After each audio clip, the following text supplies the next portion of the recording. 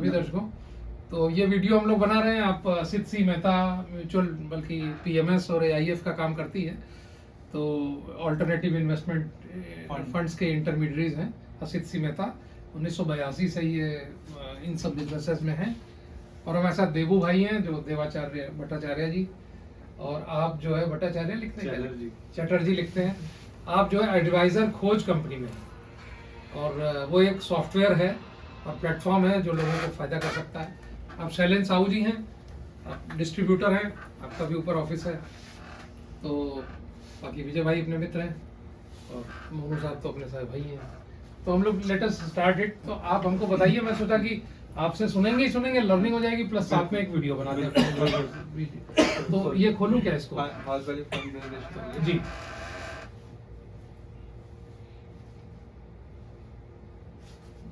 तो आज हम एक अपॉर्चुनिटी के बारे में डिस्कस करने वाले हैं। इंडिया इन्फ्लेक्शन अपॉर्चुनिटी का भारत वैल्यू फंड, जो कि बेसिकली एक एआईएफ है, ऑर्डिनेट इन्वेस्टमेंट फंड। तो सबसे पहले जिन लोगों को एआईएफ के बारे में नहीं पता है, मैं थोड़ा सा बता दूं। एआईएफ जो है सेबी के एआईएफ रेगुलेशंस 2012 एक्ट से रेगुलेट होता है, जहाँ पे मिनिमम टिकट साइज 1 करोड़ होता है। एआईएफ का मतलब होता है ऑल्टरनेटिव इन्वेस्टमेंट फंड। हाँ जी, पहले कैटेगरीज बता दीजिए, तीन कैटेगरी। सेबी ने 3 कैटेगरीज इसकी बनाई हुई हैं, कैटेगरी 1, कैटेगरी 2, कैटेगरी 3। कैटेगरी 1 वो कंपनीज हैं जो वो फंड होता है जो अनलिस्टेड स्पेसेस में इन्वेस्ट करता है, स्टार्टअप्स में इन्वेस्ट करता है। कैटेगरी 2 जो सिर्फ और सिर्फ अनलिस्टेड कंपनीज में इन्वेस्ट करता है। कैटेगरी 3 जो लिस्टेड कंपनीज विद डेरिवेटिव्स के साथ में करता है। तो कहीं ना कहीं डेरिवेटिव के कंपोनेंट से थोड़ा सा रिस्कीनेस बढ़ जाती है। तो ये जो एआईएफ किन के लिए अच्छा है, बेसिकली सेबी ने इसमें मिनिमम टिकट साइज ही रखा हुआ है 1 crore rupees. So this is for the sophisticated investors जो कहीं ना कहीं अपने ओवरऑल पोर्टफोलियो में कुछ डाइवर्सिफिकेशन देख रहे हैं, जो कहीं ना कहीं ऐसी थीम्स में पार्टिसिपेट करना चाहते हैं जो रिटेल इन्वेस्टर्स नॉर्मली नहीं कर सकते, और जो कहीं ना कहीं हमारा ये जो अपॉर्चुनिटी है ये बेसिकली कैटेगरी 2 है, यानी कि जो अनलिस्टेड कंपनीज में इन्वेस्ट करता है, और basically it's a mid market pre IPO opportunity. तो हमारे ऐसा होता है, मैं बता देता हूँ बैकग्राउंड। ऐसा है जैसे कई कंपनियां होती हैं, वो एक समय पे शेयर मार्केट से पैसा उठाती हैं, उसके पहले वो सालों साल से काम कर रही होती हैं। जैसे अभी एक एग्जांपल है टाटा टेक्नोलॉजीज। तो अभी उसने अपना आईपीओ लाया, पहली बार। आईपीओ को बोलते हैं इनिशियल पब्लिक ऑफरिंग। पहली बार उन्होंने पब्लिक को शेयर जारी किए और काफी अच्छे रेट तो उन्होंने चार्ज किए, और उसके बाद भी कंपनी में बहुत पैसा आया, मतलब शायद दुगना पब्लिक ने दे दिया था। तो इसको बोलते हैं आईपीओ, जो शुरू में आता है। तो क्या होता है कि आईपीओ के समय तो पैसा मिल जाता है, लेकिन उसके पहले बहुत पैसा चाहिए होता है। तो पहले जो पैसा चाहिए होता है, तो वो उसको बोलते हैं प्री आईपीओ स्टेज, कि अभी शेयर आया नहीं है बाजार में, तो उसका कोई वैल्यू ठीक से आंकी नहीं जाती है। फिर भी उसकी एक समझने वाले समझते हैं, और एक कुछ रेट पे नेगोशिएट करके, उसके भी ब्रोकर्स हैं, उसके भी लोग हैं। कुछ लोग थोक में कंपनी से ले लेते हैं फिर बेचते हैं, हमारा भी कुछ लोगों से टाई अप है। तो वो शेयर्स होते हैं, उसमें कभी कभी बहुत फायदा हो सकता है। जैसा कि वार्बर्ग पिंकस एक प्राइवेट इक्विटी इन्वेस्टर है अमेरिका का, उसने एयरटेल के शेयर्स में कमाया था 820 करोड़ का प्रॉफिट कमाया था उसने 10 साल पहले करीब। तो ये बात जब अमेरिका में छपी तो एक तहलका समझ गया, और तमाम पैसा वहां से आने लग गया। तो कि जब तो बिक रहा होता है तब तो सभी लेते हैं, बिकने के पहले जो जानकार है उसको मिलेगा। तो एआईएफ की ये जो कैटेगरी है, सेकंड कैटेगरी, इसमें वो वाले शेयर होते हैं। तो अभी बहुत सारे शेयर आने वाले हैं जिनके आईपीओज आएंगे, तो ये उनमें से इन्वेस्ट करेंगे। जैसे एचडीएफसी का एचडीबी फाइनेंशियल सर्विसेज है, टाटा का 1mg है, बहुत सी कंपनीज हैं जिनके आईपीओ आएंगे, तो ये उसमें इन्वेस्ट करेगा। तो इसमें ये भी होता है, हालांकि आप डायरेक्टली वो शेयर लें तो जब वो शेयर बिकेगा, कोई आपसे अलग से ले ले, तभी आप पैसा खाली कर पाओगे, या आईपीओ आ जाए। कभी कभी आईपीओ आने में 4 साल भी लग सकता है, 2 से 4 साल, 5 साल। तो लेकिन ये जब हम लोग एआईएफ के थ्रू जा रहे हैं तो ज्यादा फर्क नहीं पड़ेगा, ये लोग किसी न किसी तरह लिक्विडिटी मेंटेन रहती है। बिल्कुल आपने बिल्कुल सही कहा सर। तो basically mid market IPO space का क्या मतलब है? मिड मार्केट आईपीओ का मतलब है 3000 से लेकर 5000 करोड़ की वैल्यूएशन की कंपनीज। तो हम क्या करते हैं कि उन कंपनीज में इन्वेस्ट करते हैं जो 2 से 3 साल में आईपीओ लेकर आने वाली हैं, नॉट मोर देन दैट। 2 से 3 सालों में आईपीओ ला के आने वाली है। तो नेक्स्ट स्लाइड जी। तो बेसिकली इसको समझते हैं कि इसमें क्या है कि हम उन कंपनीज में इन्वेस्ट करते हैं जो सर्वाइवल टेस्ट पास कर चुकी हैं, जो बेसिकली अपने इन्फ्लेक्शन पॉइंट पर हैं, और इनको कोई कहीं ना कहीं सपोर्ट चाहिए। बेसिकली ऐसी कंपनी जिनका टॉप लाइन रेवेन्यू 200 करोड़ है, 300 करोड़, 400 करोड़ है, तो उन कंपनीज में जिन्होंने सर्वाइवल टेस्ट पास किया, उसके बारे में हम डिटेल में बात करेंगे एंट्री पैरामीटर्स पे। तो ये अपने इन्फ्लेक्शन पॉइंट पे अगर हम इनको सपोर्ट करें, सिर्फ पैसा ही ना लगाएं, सिर्फ सपोर्ट करें, इनको ग्रोथ दिलाएं, तो ये कहीं ना कहीं जे कर्व की ग्रोथ अपॉर्चुनिटी बना सकती हैं, यानी कि सस्टेनेबल वेल्थ क्रिएशन आपके लिए कर सकती हैं। तो अगला, अब हम फंड के थोड़े से ओवरव्यू के बारे में बात करते हैं। जैसा कि हमने आपको बताया, ये कैटेगरी 2 का AIF है, क्लोज एंडेड है। फंड साइज की बात करें तो 1000 करोड़ का है, और इसमें green shoot option up to 1000 crore और है, यानी कि मैं 1000 करोड़ मैंने मेरे फंड के टेन्योर के क्लोज होने से पहले रेस कर लिया, तो मैं फर्दर 1000 करोड़ और रेस कर सकता हूँ।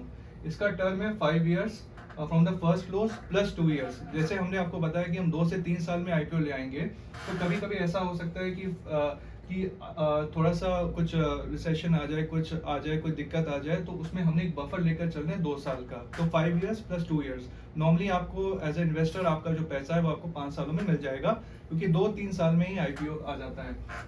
मैनेजमेंट फीस की बात करें तो 2% पर एनम है। इसमें यह है कि हमने इन्वेस्टर फ्रेंडली इसको रखने के लिए हमने क्या किया हुआ है कि ये आपके इन्वेस्टेड अमाउंट पे पैसा चार्ज होता है। आज आप 1 करोड़ पे डालोगे तो आपको सिर्फ आपके इन्वेस्टेड अमाउंट पे ही चार्ज होगा पैसा, वैल्यू पर नहीं होगा, वैल्यू पे नहीं आगे charge चल के होगा। सस्ता होता जाएगा। हाँ, मतलब ये है कि क्लाइंट को बेनिफिट हो, 5 साल हम रखते हैं तो 10 लाख देने हाँ, पड़ेगा। वो हम आपको बताते हैं।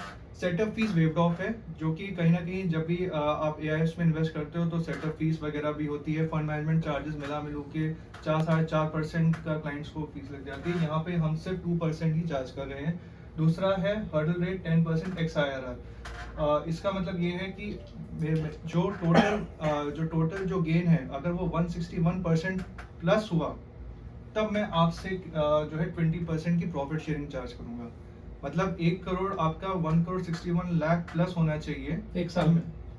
मतलब भी। फंड के टेन्योर के बाद में, फंड के टेन्योर के बाद फंड में का टेन्योर क्या हुआ? 5 5 साल। साल। 5 साल का 5 साल का एक, हाँ।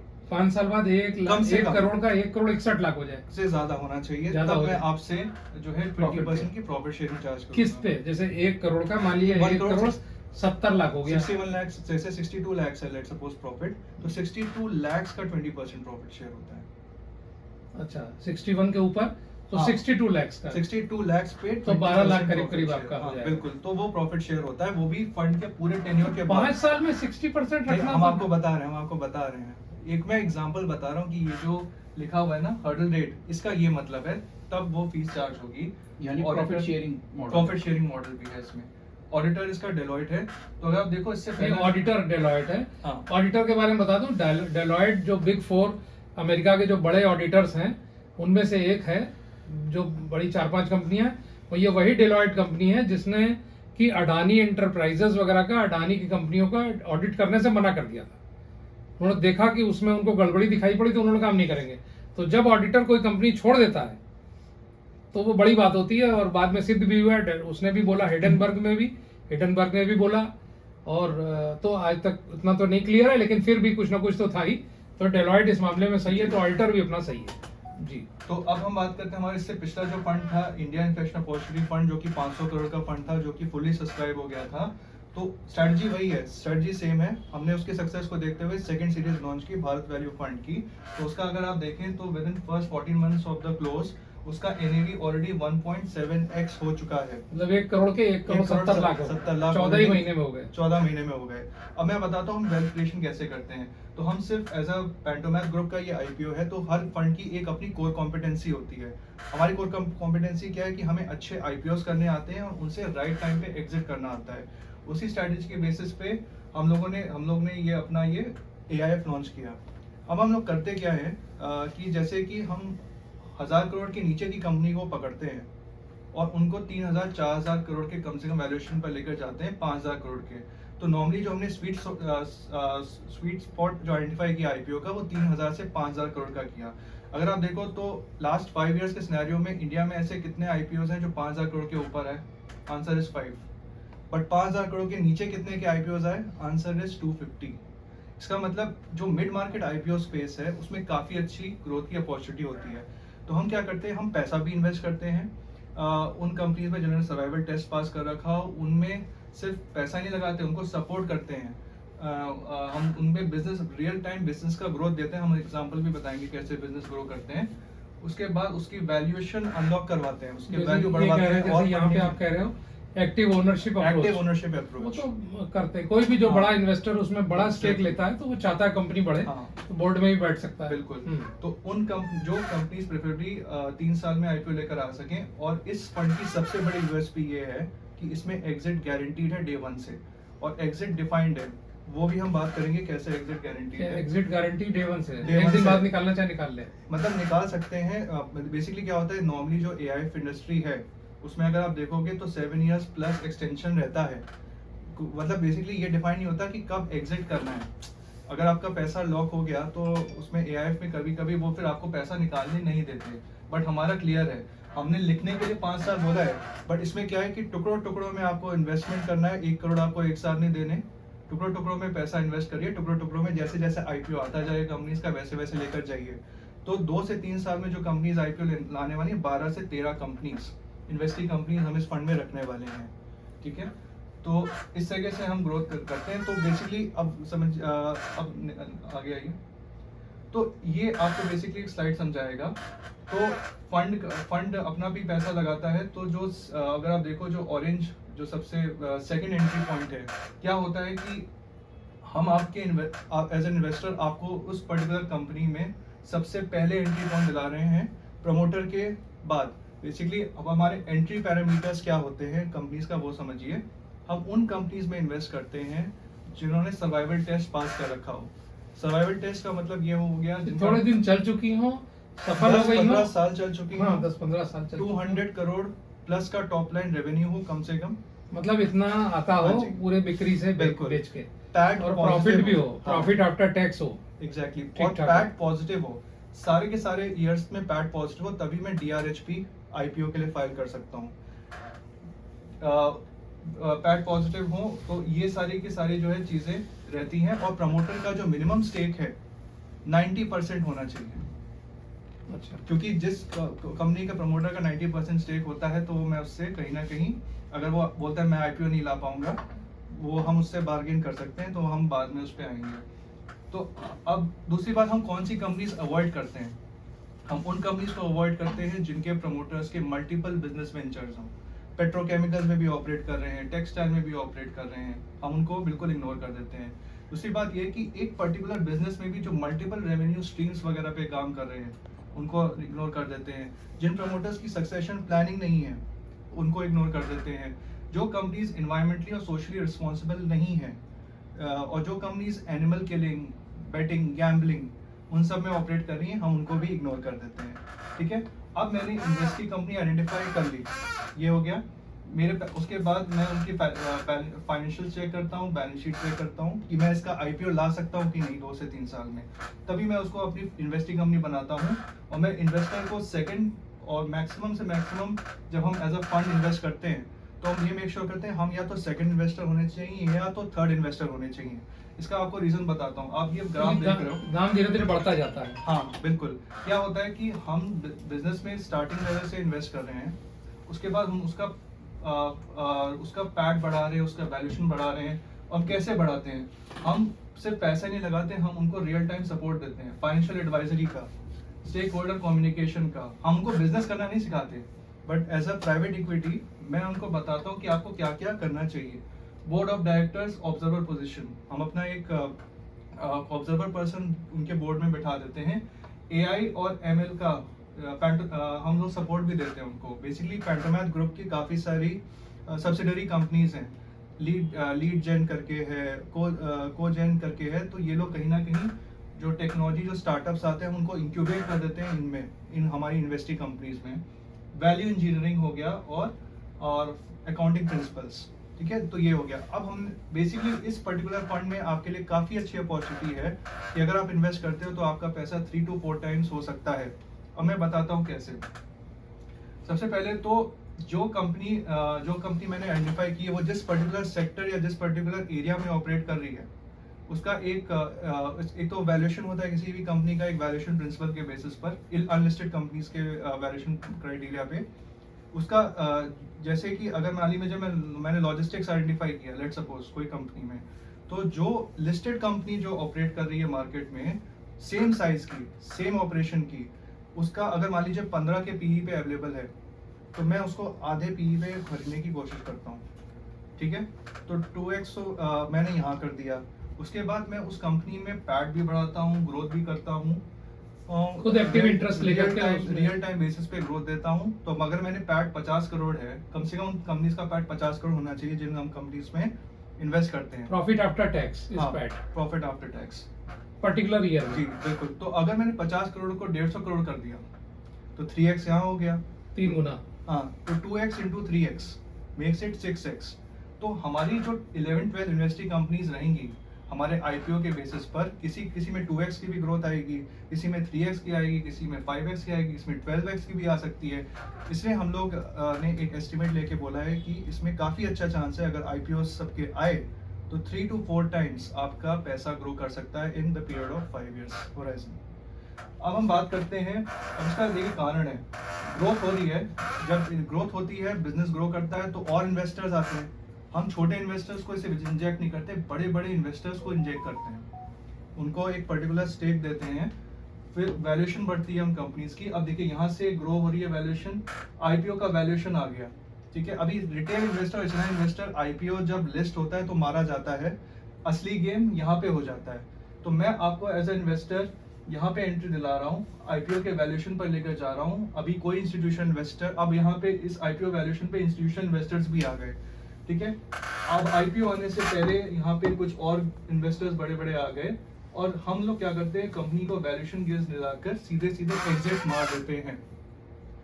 सिंपल डिफाइंड है, जैसे ही आईपीओ आएगा मैं एग्जिट कर जाऊंगा, मैं कंटिन्यू नहीं करूंगा, क्योंकि उसके बाद की कहानी किसी को नहीं पता होती।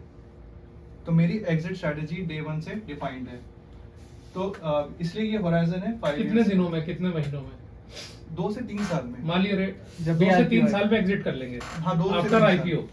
नहीं, आईपीओ के दिन ही, आईपीओ के दिन आईपीओ के दिन एग्जिट खत्म। मान लिया रेट ना मिला, मिल जाता है सर, लिस्टिंग नहीं। गेन्स निकल के। अब हम बात करते हैं, मैंने जो बात बोली एग्जिट गारंटीड है, अब उस पे चलते हैं। क्योंकि हमने बताया, हमने कहीं ना कहीं जो भी प्रोडक्ट्स बनाए हुए हैं, हमने सबसे पहले इन्वेस्टर्स के इंटरेस्ट को ध्यान में रखा हुआ है, चाहे हमारा पीएमएस हो चाहे एआईएफ हो। अभी एग्जिट कैसे गारंटीड है, तो हमारा कुछ सेफ्टी नेट है। पहला सेफ्टी नेट ये है कि प्रमोटर्स का मैंने मिनिमम ले रखा है, उन प्रमोटर्स का कम से कम इन्वेस्टमेंट होना चाहिए 90%। इसका मतलब जिसका 90% स्टेक है उसको अपने बिजनेस से, धंधे से प्यार है।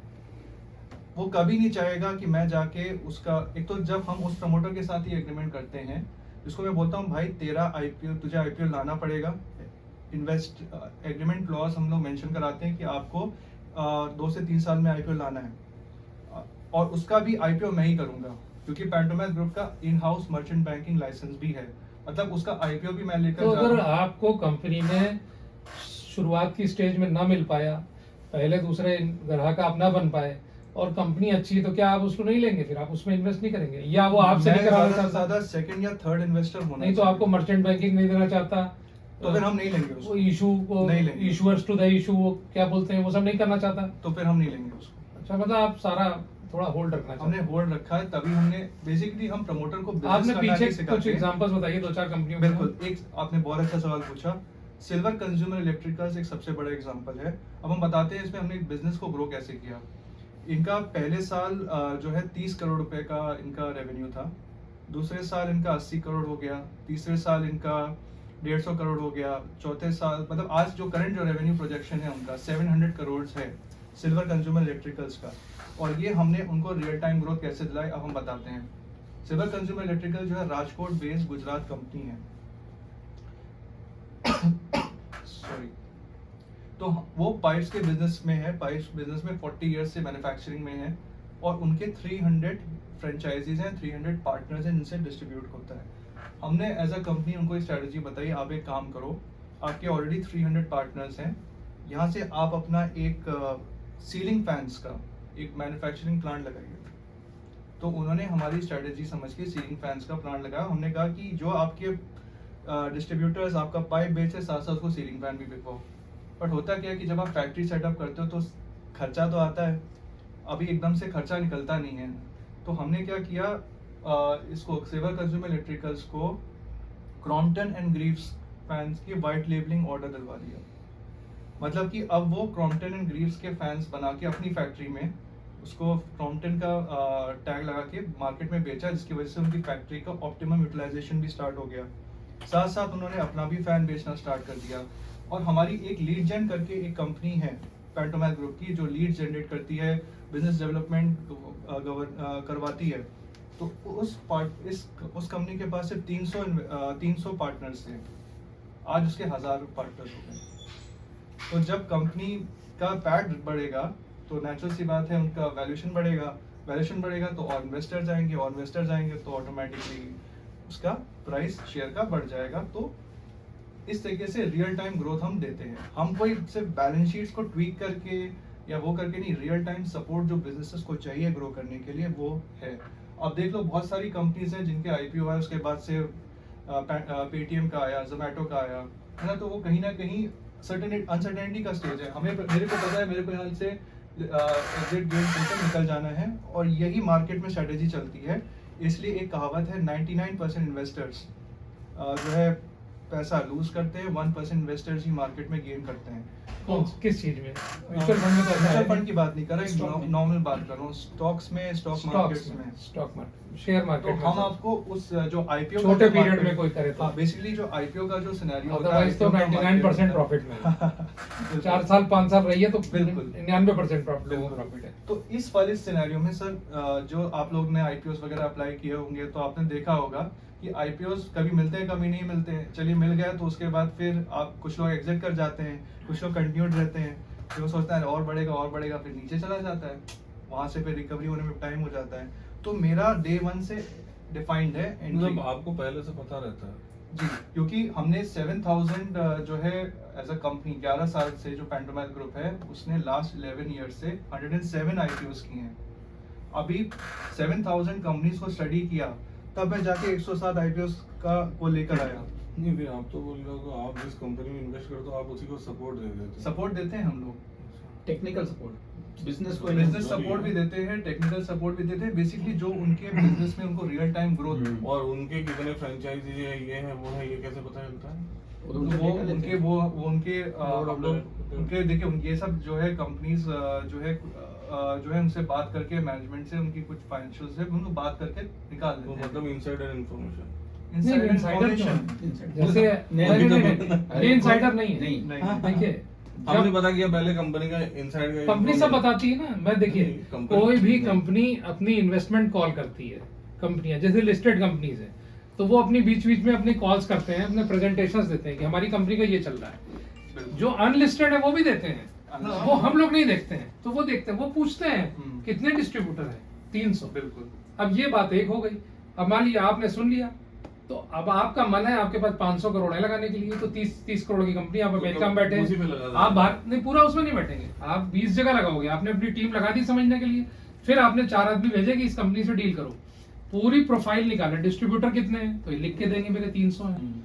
फिर ये करेंगे। देखिए यही नहीं, अमेरिका के भी जो डिस्ट्रीब्यूटर्स हैं, जो पीई इन्वेस्टर्स हैं, उनको बोर्ड पोजीशन मिलती है। हाँ। अगर वो बड़ा शेयर लेते हैं तो अगर उनकी पॉलिसी है कि बोर्ड में नहीं मेंबर होंगे, डायरेक्टर नहीं बनेंगे, तो ऑब्जर्वर बनेंगे। तो जैसे ये ऑब्जर्वर बन रहे हैं, जैसे कंपनी में किसी ने पैसे लगा दिए बहुत, तो वो ऑब्जर्वर के रूप में बैठा है, फिर वो एमडी को, चेयरमैन को कहेगा कि इस संबंध में मेरे पास ये आइडियाज हैं, जी, तो वो सुनेंगे। तो क्यों? क्योंकि उन्होंने जो 50 करोड़ लगाए हैं या 500 करोड़ लगाए हैं, वो उनको उसको 5000 करोड़ करना है, बिल्कुल। 10 टाइम्स करना है। तो करके कौन देगा? करेगी कंपनी। तो उनको राय देनी है, हाँ। क्योंकि उनका पैसा फंसा है। वो प्योर इन्वेस्टर नहीं है म्यूचुअल फंड की तरह, बिल्कुल। आप समझिए, क्योंकि स्ट्रेटेजिक स्टेक ले रहे हैं। ये शुरुआती कह रहे हैं कि पहले दूसरे इन्वेस्टर हैं, तो कंपनी को जिंदगी भर इनका नाम लेगी। आप इन्वेस्टमेंट शुरू कर रहे हैं, आप फंसे हुए हैं, आपको दिक्कत आ रही है, बहुत अच्छा बिजनेस है, जो शुरुआती पैसा लगाएगा बड़ा, आप उसकी हमेशा बात सुनोगे, और 1-2 बार प्रॉफिट होगा तो सुनोगे। फिर इनके जैसे आईआईटी के हैं, आईएम के लोग हैं, कोलंबिया यूनिवर्सिटी, कहाँ के सब एमबीए किए हुए हैं, पूरा एक्सपीरियंस है। असित सी मेहता का नाम है। फिर जो दीना मेहता हैं, वो पहली वुमेन ऑनरेडी डायरेक्टर थी बीएससी की, आज तक सेबी में कोई कंप्लेंट नहीं है। तो ये चीज़ देखते हुए कंपनी साथ में बैठेगी। सर आप बताइए, ये मैंने बहुत साल पहले पढ़ लिया कि जो इन्वेस्टर होता है बड़ा ना, वो चाहे वो रोज रोज में ना पढ़े, लेकिन वो कंपनी के साथ बैठता है कि कंपनी बढ़े, उसको अपना पैसा बढ़ाना है। ऐसे पैसा डाल के शेयर खरीद के नहीं बढ़ा सकता। वही तो मतलब पहले तो वो पूरा उसमें शामिल होगा। जो नहीं बात करेगा जो नहीं बात करेगा उससे वो उसमें लगाएंगे नहीं। जैसे कह रहे हैं सक्सेशन प्लानिंग नहीं है, तो प्रमोटर का इंटरेस्ट कम आएगा कि यार बच्चे लोगों को कुछ करना है नहीं, हम काहे के लिए मैं इतनी मेहनत करें। प्रमोटर का 90% स्टेक नहीं है, इसका मतलब आईपीओ के समय में प्रमोटर तो अपना स्टेक लेकर निकल जाएगा, और अगर सेकंड थर्ड इन्वेस्टर मैं नहीं होगा तो उससे पहले जो इंस्टीट्यूशनल इन्वेस्टर्स है वो अपना स्टेक लेकर निकल जाएंगे, बड़ी मेरा बात है। फंड उलट जाएगा वही ना। बात मतलब और दूसरा फिर जैसे बच्चों का इंटरेस्ट नहीं है बिल्कुल। तो भी प्रमोटर का इंटरेस्ट कम हो जाएगा। तो ये एक अलग ही फील्ड है, सही है। अब इसमें जिसके पास 4 करोड़ हो, 3 करोड़ हो, 5 करोड़ हो, वो लगाए। हाँ तो उनमें से 1 करोड़ लगा दें। तो 5-10 करोड़ होंगे तभी लगाएंगे। हाँ सर, कंटिन्यू करिए। तो जो कंपनीज है सर्वाइवल टेस्ट पास करना होगी, ये हो गया। अब नीचे आइए। हाँ, तो अब हम बताते हैं आपको थोड़ा सा हमारी पिछले फंड की सक्सेस स्टोरी भी आपको बताना जरूरी है। हमारे इंडियन फ्लैगशिप अपॉर्चुनिटी फंड जो पहला था उसकी क्या सक्सेस स्टोरी रही। जैसा हमने आपको बताया, हमने एनएवी इन्वेस्टर्स का 1.7 टाइम्स करके दिया 14 मंथ्स के अंदर। दूसरी बात, इस स्ट्रैटेजी को बड़े बड़े इन्वेस्टर्स ने भी सपोर्ट किया, बड़े बड़े फैमिली ऑफिसर्स ने भी सपोर्ट किया, अल्ट्रा एचएनआई क्लाइंट्स ने भी सपोर्ट किया, एचएनआई क्लाइंट्स ने भी सपोर्ट किया। अब अगर मैं आपको बताऊं मेरे फंड का नॉर्मली जो एआईएफ इंडस्ट्री है उसमें जो एवरेज टिकट साइज पर इन्वेस्टर होता है वो 1.5 करोड़ होता है, बट मेरे में आपको 3.5 करोड़ मिलेगा। ठीक है। दूसरी बात यह है कि जो मेरा पिछला जो 500 करोड़ था उसमें से फर्स्ट थ्री बिग इन्वेस्टर से 150 करोड़ आ गए, और उस 3 बिग इन्वेस्टर्स में से मिस्टर किरण सी पटेल भी हैं जो एनआरआई बिलियनियर हैं, और उन्होंने हमारे फंड में 50 करोड़ रुपए लगा रखे हैं। ठीक है, तो वो हो गया। दूसरी बात, उसके अलावा जो नेक्स्ट 150 करोड़ है वो और इन्वेस्टर्स ने लगा रखे हैं। उसके बाद जो बचा हुआ 400 करोड़ है था वो एचएनआई और अल्ट्रा एचएनआई और फैमिली ऑफिसेस, उन्होंने भी हमारे पोर्टफोलियो में उनको स्ट्रेटजी बहुत अच्छी लगी, इसलिए उन्होंने हमारे इस फंड में पैसा लगाया। तो और दूसरी बात यह है कि हम जिन कंपनीज में पैसा लगाते हैं उनसे हमें कुछ फीस मिलती है। तो नॉर्मली एआईएफ इंडस्ट्री में क्या होता है, अभी कोई प्रैक्टिस नहीं है कि वो फंड को एट्रीब्यूट कर दिया जाए, वो फंड मैनेजर अपने घर लेकर चला जाता है, हम घर लेकर नहीं जाते। अगर आप थोड़ा ऊपर करिए, ऊपर सर करिए, और ऊपर सर, बस यहाँ पे देखिए, हमने 5.44% ऑफ द सम इन्वेस्टेड जो है हमने एज अ प्लेसमेंट फीस या फिर जो है फीस वगैरह भी फंड को एट्रीब्यूट कर दिया है। इसका मतलब ये है कि इन्वेस्टर डे 1 से जब इन्वेस्ट कर रहा है तो उसका पैसा उतना नेगेटिव नहीं है जो कहीं ना कहीं एआईएफ में हो जाता है, क्योंकि 4.5% तो 5% तो हो ही जाता है, सेटअप फीस भी लगती है, सभी कुछ लगता है। तो हमारी जो आपको फिलॉसफीज मिलेंगी वो इन्वेस्टर फ्रेंडली मिलेंगी। दूसरी बात ये है skin in the game. SEBI बोलता है स्किन इन द गेम होना चाहिए। हमने हमारा खुद का 25 करोड़ इस फंड में लगा रखा है जो कि 4 टाइम्स है स्टैट्यूटरी रिक्वायरमेंट की। भाई किसी ने हमें बोला नहीं 25 करोड़ लगाना है, बट हमने लगा रखा है। कितना जरूरी था लगाना? ये होता है नॉर्मली 5% ऑफ द फंड, या फिर अभी रहने दो। तो basically 4 times of the statutory requirement है जो कि करीब 5% ऑफ द फंड है, या फिर एक अमाउंट मैं भूल रहा हूँ तो उसका है। ठीक, तो कोई 4 times of the statutory requirement हमने मतलब जितना आवश्यक था उससे भी और ज्यादा लगा, और ज्यादा इसका लगा। मतलब कंपनी को भरोसा है। एग्जैक्टली। एक तो वो कंपनियां जिसमें 90% मालिकों का लगाया, बिल्कुल। वो हो गया। दूसरे लेवल पे यहाँ आ गया कि इन्वेस्टर में भी। हाँ। अब हम आपसे बात करना चाहें कि ये एग्जिट ओरिएंटेड फंड कैसे, या फिर एग्जिट गारंटीड है जो डे 1 से जो मैं आपको बोल रहा हूँ वो कैसे है। पहली बात ये कि जिस प्रमोटर का सिर्फ 90% है उसको अपने बिजनेस से प्यार है, तो हमने बताया कि हम उनका ही आईपीओ उनका आईपीओ लेकर जाएंगे। हम in house merchant banking license है, पहला रूल तो ये हो गया। मान लीजिए आईपीओ नहीं आया, पॉसिबिलिटी है आईपीओ ना आए। दूसरा रूल क्या है, हम उसको हमने जो स्टेक लगा रखा है हम प्रमोटर को बोलेंगे कि हम जाके तुम्हारा जो है स्टेक तुम्हें हमसे बायबैक करना पड़ेगा एट 18 to 24% एक्स IRR पे। चल समझिए वो भी नहीं हुआ।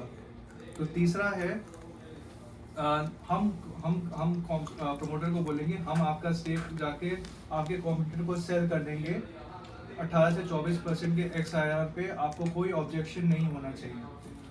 मान लीजिए ये भी नहीं हुआ, तब वो ऐसे लास्ट जो सिचुएशन वो कभी आती नहीं है, क्योंकि हमने 12-13 इन्वेस्टिंग कंपनी आइडेंटिफाई की हुई है। ऐसा तो है नहीं कि सभी का आईपीओ नहीं आएगा। और लास्ट है हम उन्हीं कंपनीज में इन्वेस्ट करते हैं जिनके टैंजिबल एसेट्स हों। अगर मैंने सॉफ्टवेयर और आईटी कंपनीज में इन्वेस्ट कर रखा है तो, या जिनकी गुडविल है या इंटेलेक्चुअल प्रॉपर्टी राइट्स है, उनका वैल्यूएशन करना थोड़ा सा मुश्किल होता है। ठीक है, हो सकता है मैं उतनी वैल्यू रियलाइज ना कर पाऊँ, इसलिए मैं उन्हीं कंपनीज में इन्वेस्ट करता हूँ जिनके टेंजिबल एसेट्स हैं, तो उस पे भी अपने कोई राइट्स क्रिएट कर लेते हैं क्या टेंजिबल एसेट्स पर? चार्ज क्रिएट करते हैं, चार्ज क्रिएट कर लेते हैं, चार्ज चार्ज create प्लेज कर करके- लेते हैं उतने का। प्लेज भी कर लेते हैं और प्रमोटर करवा लेते हैं। प्रमोटर को तो मजबूरी है उससे। नहीं बेसिकली कंपनी- मैं उनके साथ बिजनेस को ग्रो करने के दे रहा हूँ, वो आदमी आया है बिजनेस में ग्रो करने के लिए, हाँ ठीक है, तो वही कर रहे हैं। और हमने स्वीट स्पॉट आइडेंटिफाई किया 3000 से 5000 करोड़ का, क्योंकि 10,000 करोड़ की कंपनी को 15,000 करोड़ के वैल्यूएशन में ले जाना मुश्किल है, बट 1000 करोड़ के नीचे की कंपनी को 3000, 4000 या 5000 करोड़ ले जाना पॉसिबल है। और यही हमारी कोर कॉम्पिटेंसी रही है पैंटोमैथ ग्रुप की। अब नीचे आइए, ये सब हमने कवर कर लिया है। तो ये हमने बात की थी कि हम कौन कौन से बिजनेस मॉडल्स अवॉइड करते हैं, ये हमने आपको पहले ही बता दिया। नीचे आइए, तो बेसिकली हम जूम लोग कर लेना इन सब चीजों को, जो है स्क्रीन्स को जूम कर लेना। तो नीचे आइए, हाँ 1 मिनट रुक जाओ, पहले ये ऊपर की स्क्रीन को भी जूम कर लो, इसको भी जूम कर लो।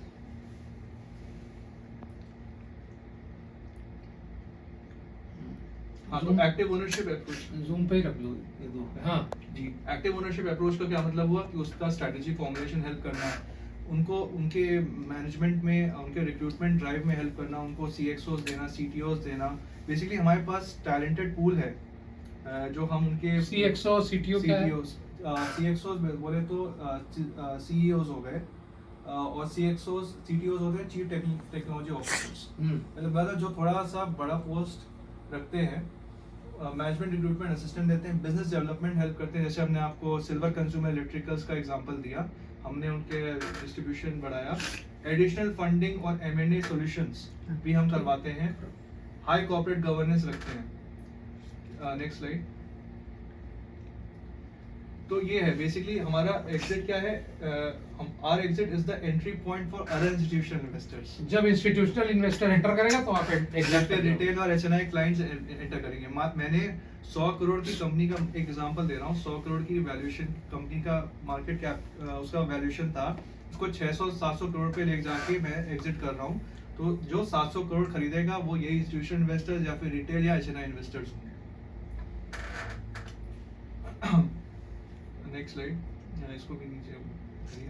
बता दीजिए ना, इसमें वही सब है सर, बेसिकली ये प्रूवन बिजनेस मॉडल है, मतलब जिनका proven business model breakout stage पे, शुरुआती स्टेज में ब्रेकआउट लगाएंगे स्टेज वही सब थोड़ा है। चल चुका हो। हाँ जी, समझ लीजिए, ये हो गया है Bharat value fund. Bharat value fund है, ये पैंटोमैथ कैपिटल मैनेजमेंट प्राइवेट लिमिटेड का है। कोई भी पैंटोमैथ ग्रुप की वेबसाइट पर जाकर देख सकता है उन्होंने कौन कौन से IPOs कराए हैं उन्होंने सक्सेसफुल। Next slide.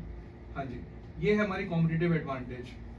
हमारे पास नेटवर्क है डायरेक्ट कनेक्ट्स का 7000 प्लस कॉर्पोरेट्स का। इसलिए आपको क्यों इन्वेस्ट करना चाहिए, क्योंकि मुझे जाके सर्च नहीं करना पड़ेगा मुझे किसका IPO लाना है। मैंने 7000 प्लस कॉर्पोरेट्स को स्टडी किया, तब जाके 107 IPOs लेकर आया हूँ। तो मैं उन्हीं में से फिर से आइडेंटिफाई करूंगा जो IPOs ला सकते हैं आने वाले 2 से 3 सालों में। फोकस हमेशा क्वालिटी पर होती है, हैंड होल्डिंग करते हैं हम लोग, और लीडिंग मिड मार्केट।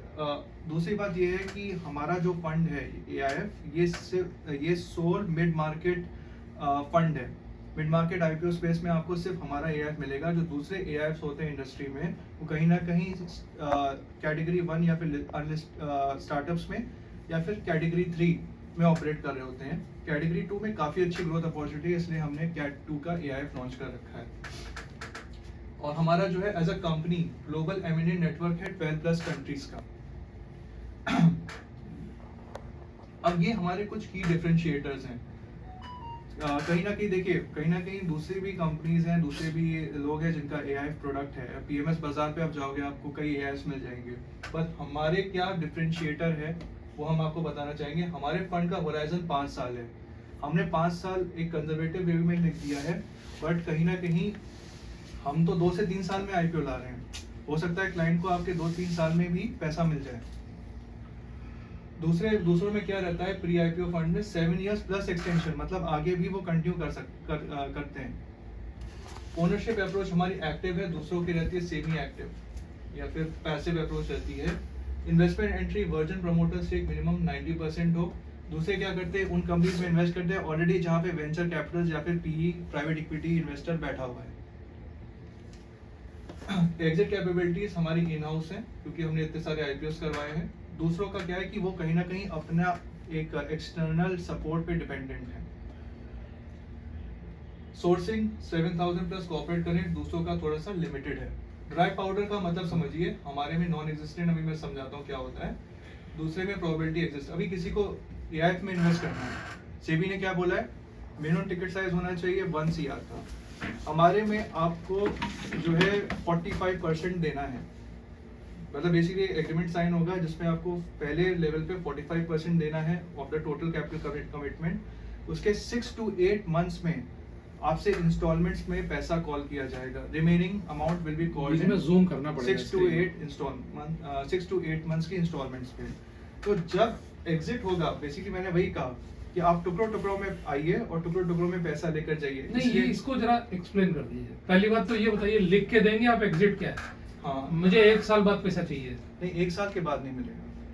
तो कब मिलेगा? अब 2-3 साल तो जिन कंपनी जो आईपीओ लेके आने वाली है उनका कम से कम 2 से 3 साल तो पीरियड है।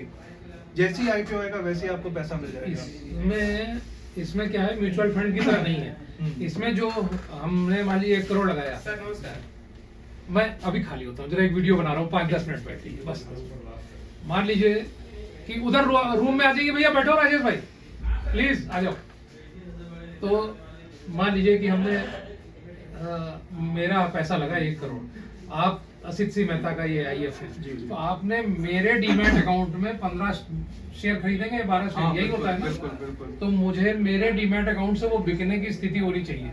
हाँ, तो वो रहता है ना, जब तो वो नहीं बिकेगा तो पैसा फंसा है। लॉक इन है इस, ये एआईएफ में हमेशा लॉक इन होता है। आप किसी भी एआईएफ में आप उनके जो फंड का टेन्योर होता है उससे पहले पैसा नहीं लगा सकते। तो उसमें उन्हीं इन्वेस्टर्स को इन्वेस्ट करना चाहिए जो वेल्थ क्रिएशन चाहते हैं, बट कहीं ना कहीं चाहते हैं ठीक है अभी मैं 5 इयर्स का इसमें होराइजन देने के लिए तैयार हूँ, 1 करोड़ मैं इन्वेस्ट कर सकता हूँ, अभी मेरे को अभी और पैसों की रिक्वायरमेंट अभी नहीं है। तो उनके लिए ही ये फंड होता है एआईएफ में, ठीक है। तो इसका मतलब ये कि 45 लाख आपको अभी देने हैं, बाकी जो 6 to 8 मंथ्स में जो है रिमेनिंग पैसा कॉल किया जाएगा। और जैसे जैसे 2 से 3 साल में आईपीओ आएंगे वैसे वैसे आपको पैसा आपका धीरे धीरे पैसा निकलेगा। बिल्कुल मिलता जाएगा आपको 2-3 अभी साल कितने में। दिनों से चला रहे हो आप लोग आईएफ? ये अभी हमारा जो पिछला एआईएफ था वो अक्टूबर 2023 में Indian inflection opportunity fund close हुआ था। तो उसमें से उसकी कुछ लोग success- एग्जिट्स हुए हैं, कुछ अभी नहीं हुए। अभी तो सर अभी तो फंड तो अक्टूबर 23? अक्टूबर 2023। ओके, तो अभी तो हाँ, अभी तो हमें अभी इन्वेस्ट करना बाकी है, ठीक है। इन्वेस्ट ही नहीं हुआ। एग्जिट स्ट्रेटजीज डिफाइंड है, आईपीओ के समय में एग्जिट करना है। दूसरों में कहीं ना कहीं आईपीओ के बाद भी अनसर्टेनिटी बनी रहती है। तो ये है। अब नीचे आइए, अब हमारी सीजन इन्वेस्टमेंट कमेटी टीम के बारे में बात करेंगे। पैंटोमैथ ग्रुप जो है वो प्रमोट किया है मिसेस मधु लुनावत ये ने, पिछले वीडियो में भी ये डिस्क्रिप्शन है। बिल्कुल। तो उसका वो है, ये हमारे प्रेसिडेंट है मिस्टर जो है सीए है निशाद नलोनकर। इनका अगर आप देखोगे तो इनका ओवर 2 डिकेड्स ऑफ एक्सपीरियंस रहा है एसेट मैनेजमेंट में, इन्वेस्टमेंट बैंकिंग में, प्राइवेट इक्विटी में, एम&ए में, कॉर्पोरेट फाइनेंस में।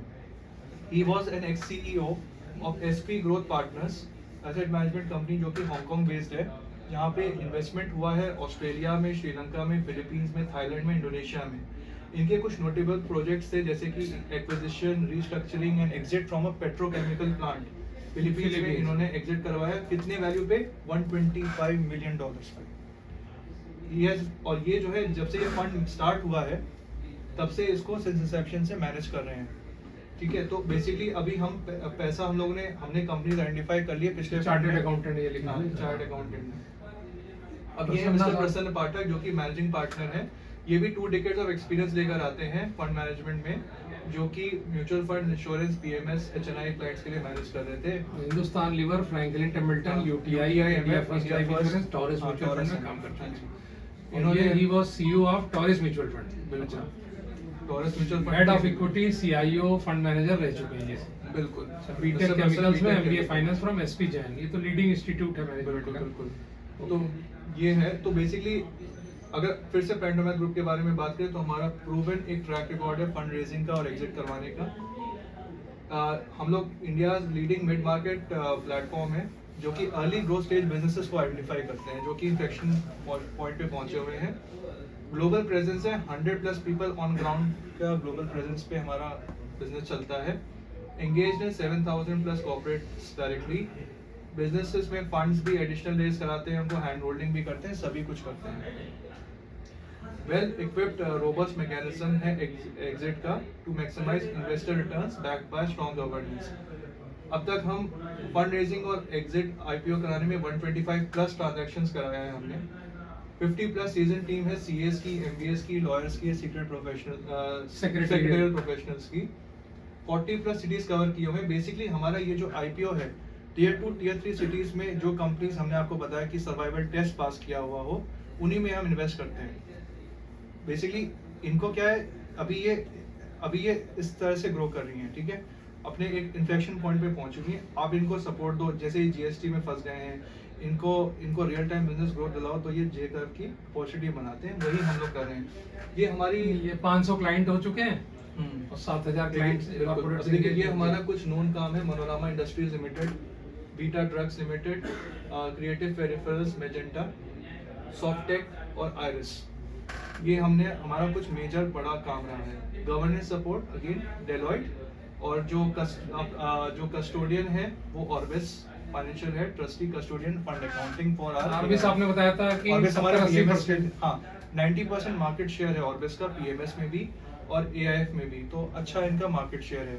तो ये था हमारे एआईएफ के बारे में। फिर से एक लास्ट समरी बात करते हैं कि एआईएफ क्या है। ये कैटेगरी 2 एआईएफ है जो उन कंपनीज में इन्वेस्ट करता है जो 2 से 3 साल में आईपीओ लाने वाली हैं। हम इनमें रियल टाइम, हम इनमें सिर्फ अपना पैसा नहीं लगाते, इनमें एक्चुअली बिजनेस को रियल टाइम बेसिस पे ग्रो करते हैं। जैसे हमने आपको एक एग्जांपल दिया है सिल्वर कंज्यूमर इलेक्ट्रिकल्स का। तो कंपनी हम इन्वेस्ट करते हैं, जो लिस्टेड कंपनी ऑलरेडी मार्केट में अवेलेबल है, सेम बिजनेस साइड की है, सेम बिजनेस है, सब कुछ सेम है, उससे आप आप वैल्यूएशन पे कोशिश करते हैं उसको बाय करने वहीं की। आप डबल हो जाता है, तो हमने यही कर दिया। उसके बाद फिर हम लोग उसका पैट बढ़ाते हैं। कम से कम हम उन कंपनीज का में इन्वेस्ट करते हैं जिनका 50 करोड़ का पैट होना चाहिए, प्रॉफिट आफ्टर टैक्स। 50 करोड़ को मैंने 150 करोड़ कर दिया, अगर 3 गुना 2 वो हो से 3 गया, साल में तो 3 गुना वो हो गया, 2 लाख 2 गुना 2 गुना वो है, 6 2x into 3x, तो 6x ऐसे हो जाता 5 है। साल में 6 गुना सोचे बिल्कुल 6 गुना सोच सकता है। 6 गुना क्या, कहीं कहीं किसी कंपनी में आपको 12x भी ग्रोथ आ सकती है, 7x भी आ सकती है, 8x भी आ सकती है, 2x भी आ सकती है एवरेज। तो एवरेज हम लोग का मानना ये है कि आप इस फंड में इन्वेस्ट करते हो, आज आप 1 करोड़ रुपए लगाते हो, तो काफी अच्छी अपॉर्चुनिटी है, काफी अच्छा चांस है कि over the period of 5 years आपका 3 से 4 करोड़ रुपए बन सकता है। अच्छा, तो एक चीज बताइए, नाम पहले असित सिंह मेहता से शुरू हुआ, जी। फिर पेंटो में हमने एमसी नाम हमने आया। पिछले आपने बताया था 75% इन्होंने ले लिया है। हाँ 75% स्टेक इन्होंने लिया हुआ है, क्योंकि पेंटोमैथ ग्रुप का जो है एक एक्सटेंशन है line of business Asit Singh Mehta का, उनको भी एक सक्सेशन प्लानिंग चाहिए थी। और देखिए असित सिंह मेहता को इन्होंने ऐसा नहीं किया है कि अपना ये फंड का समझ के कंपनी में इन्वेस्ट कर रहे हैं, फिर इसके बिजनेस को ग्रो करके एग्जिट कर जाएंगे। ये इस बिजनेस में रहने वाले हैं, इस कंपनी को ग्रो करने वाले हैं। और कहीं ना कहीं मिसेस दीना मेहता भी अभी भी हैं, और पेंटोमैथ ग्रुप भी है, बट यस जो मैनेजमेंट राइट्स हैं, क्योंकि 75% स्टेक है तो मैनेजमेंट राइट्स इनके पास है। इसलिए जो हमारा जो पहले मुंबई में जो ऑफिस था, अभी भी है, उसका पहले नाम था न्यूक्लियस हाउस, अब हो गया पेंटोमैथ न्यूक्लियस हाउस। साकी विहार अंधेरी इसमें हमारा ऑफिस है। अगर आप लोग मुंबई में रहते हैं तो, और आप लोग हमारे सीजन्ड इन्वेस्टमेंट कमेटी से मिलना चाहते हैं, तो आप हमारे मुंबई ऑफिस में विजिट कर सकते हैं। चलिए, तो ये था हमारे एआई फंड के बारे में। बहुत बढ़िया। भाई कोई और डिटेल्स चाहिए तो वी कैन कनेक्ट। तो नंबर्स रहते ही हैं वीडियो में। मेरा नंबर है 98386 38369, तो you can always connect. Thank you sir. Thank you.